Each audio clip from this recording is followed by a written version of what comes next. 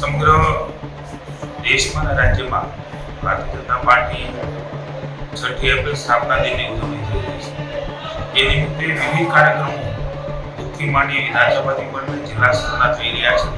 દરેક વિધાનસભા વાઇઝ સક્રિય કાર્યકર્તાઓ જે અમારી મૂડી છે, જેમના કારણે ભારતીય જનતા પાર્ટી એ ગામથી માંડીને એટલે પંચાયતથી માંડીને પાર્લામેન્ટ સુધી શાસનમાં છે ત્યારે એનો શ્રેય જે કોઈને જતો હોય તો સક્રિય અને સામાન્ય કાર્યકર્તાઓ જે છે એમને થાય છે। એટલે એમનું સંમેલન સ્નેહ મિલનનો કાર્યક્રમ જે થઈ રહ્યો છે ત્યારે ધારી મુકામે અમરેલી જિલ્લામાં ભાઈ શ્રી અતુલભાઈ કાનાણી જિલ્લા પ્રમુખના અધ્યક્ષ સ્થાને માનનીય શ્રી જયવી કાકડિયાની વિશેષ ઉપસ્થિતિમાં ધારાસભ્યશ્રીની આ એક સંમેલન અપેક્ષિત કાર્યકર્તાનું યોજાણું છે અને લગભગ 100% જેટલી હાજરી એ સક્રિય કાર્યકર્તાઓની ભારતીય જનતા પાર્ટી માટેનું કમિટમેન્ટ બતાવે છે। આદરણીય મોદીજીના નેતૃત્વમાં દેશ એ વિશ્વગુરુના સ્થાને બેસી ગયો છે ત્યારે જવા જઈ રહ્યો છે ત્યારે આદરણીય ભૂપેન્દ્રભાઈના નેતૃત્વમાં રાજ્યની સરકાર લોકોની સુખાકારી માટે અનેકવિધ કાર્યો કરી રહી છે।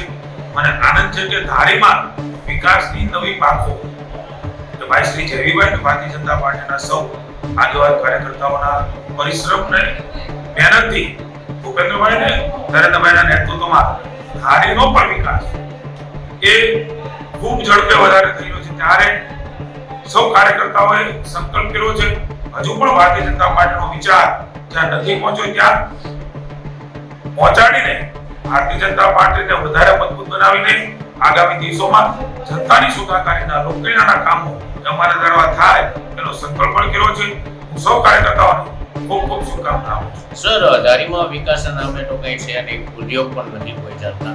રત્ન કલાકારોના ધંધા ભાંગી ગયા છે, તો પર્યટક તરીકે ધારીને વિકસાવવામાં આવે। ધારીમાં એક સફારી પાર્ક છે, બીજા સફારી પાર્કની પણ માગણી કે ભાઈ જેવી કાકડીએ કરી છે। હું આપના ધ્યાન પર મૂકવા માંગુ છું કે આજથી 15-20 વર્ષ પહેલાનું ધારી એમના રસ્તાઓ, એ ગામની સુવિધાઓ, એ પાણીની સમસ્યાઓ, એ વીજળીની સમસ્યાઓ, એ રોડની સમસ્યાઓ, આરોગ્યની સમસ્યાઓ, શિક્ષણની સમસ્યાઓ એમાંથી પીડાતું ધારી એ આપણે જોયું છે। ભૌગોલિક રીતે આપણે સૌ જાણીએ છીએ પ્રમાણે સિંચાઈની સમસ્યાઓથી પણ પીડાતું આજે એમાંથી દૂર થયું હોય તે ભારતીય જનતા પાર્ટીના શાસનમાં થયું છે।